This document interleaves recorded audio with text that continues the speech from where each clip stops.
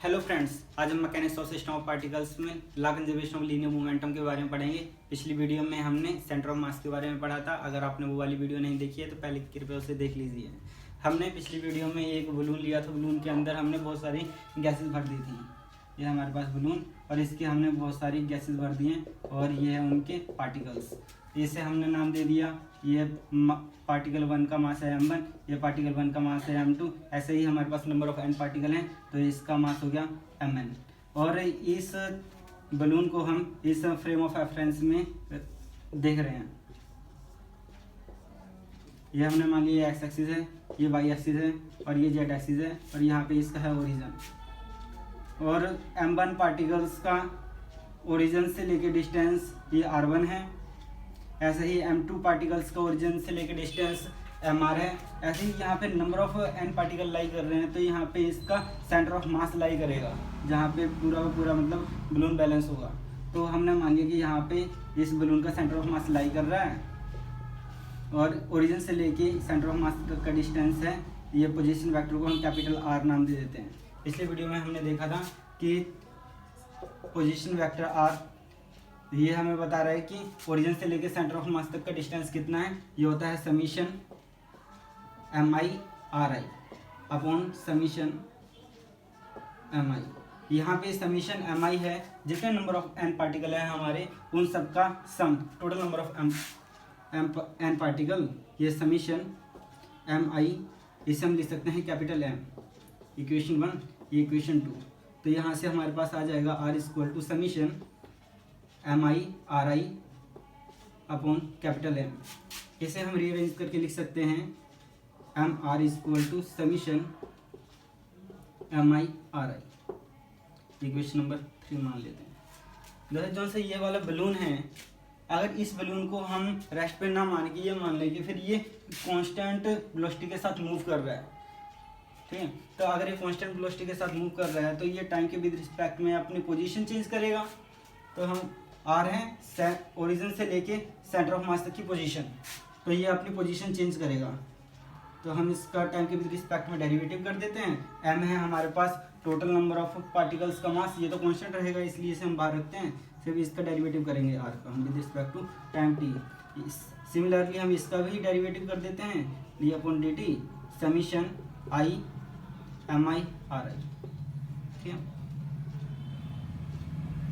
M D R upon D T equal to D upon D T. जैसे अगर ये summation M I R I है, अगर हम इसे एक्सपेंड करके लिखें तो ये ऐसे हो जाएगी D upon D T equal to m1 r1 plus m2 r2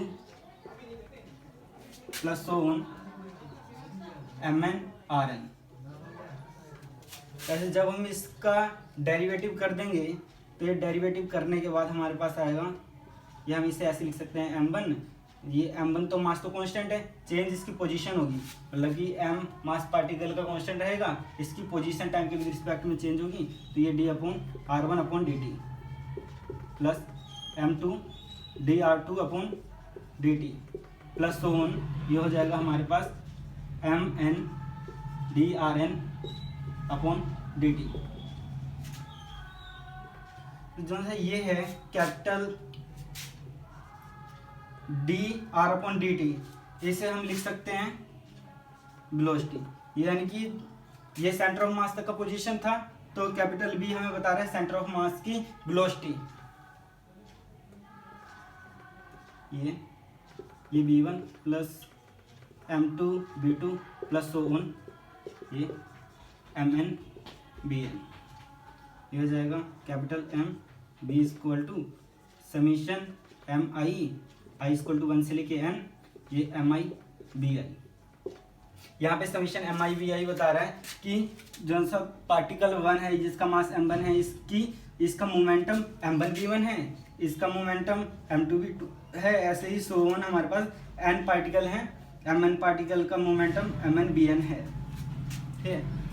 तो जो सा ये total number of n particle हैं, इन सभी का टोटल मोमेंटम है, तो इसे हम मान लेते हैं ये कैपिटल P के इक्वल है।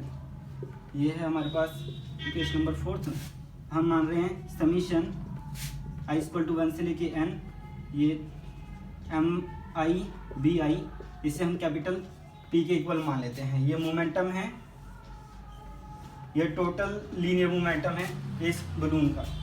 इस इक्वेशन नंबर 5। अगर 5th इक्वेशन को 4 में पुट करेंगे तो आ जाएगा MB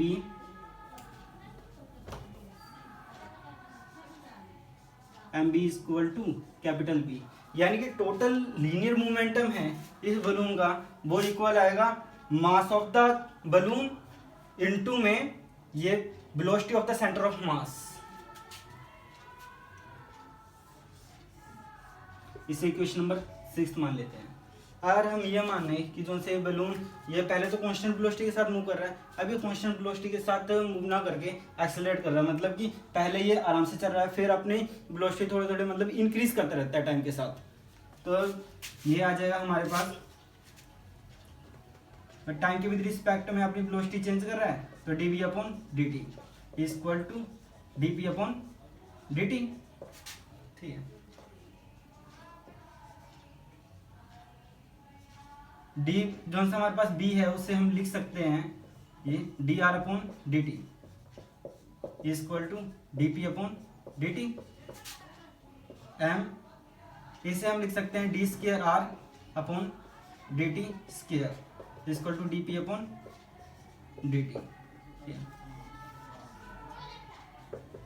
हमने सेंटर ऑफ मास वाले आर्टिकल में पढ़ा था कि अगर हम इस बलून के ऊपर फोर्स लगाते हैं, फोर्स लगाने से इसका लीनियर मोमेंटम चेंज हो जाता है, मतलब कि एक्सटर्नल फोर्स, इंटरनल फोर्स का तो उसमें कोई रोल नहीं होता, बट एक्सटर्नल फोर्स हमारे पास F एक्सटर्नल फोर्स वो होता है rate of change of linear momentum. ठीक है, जब इस वाली वैल्यू को हम इक्वेशन नंबर 8 में पुट कर देंगे, मतलब कि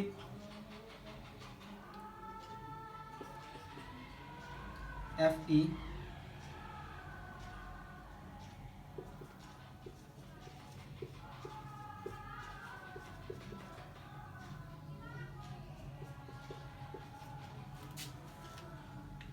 अगर हम बाहर से इसके ऊपर कोई फोर्स ना लगाएं, अगर हम बाहर से इसके ऊपर कोई फोर्स नहीं लगा रहे हैं तो क्या होगा, तो F एक्सटर्नल ये 0 हो जाएगा।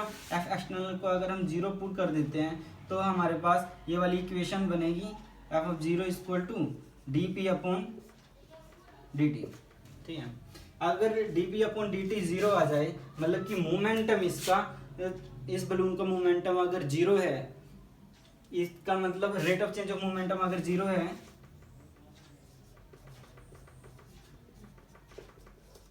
यानी कि मोमेंटम इसका कांस्टेंट आ गया। Rate of change of momentum equal to 0, यानी कि मोमेंटम कांस्टेंट है। किसी भी कांस्टेंट बॉडी का derivative with respect to time हमेशा 0 होता है।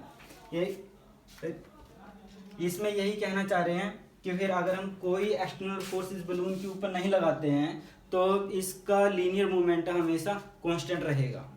Thank you.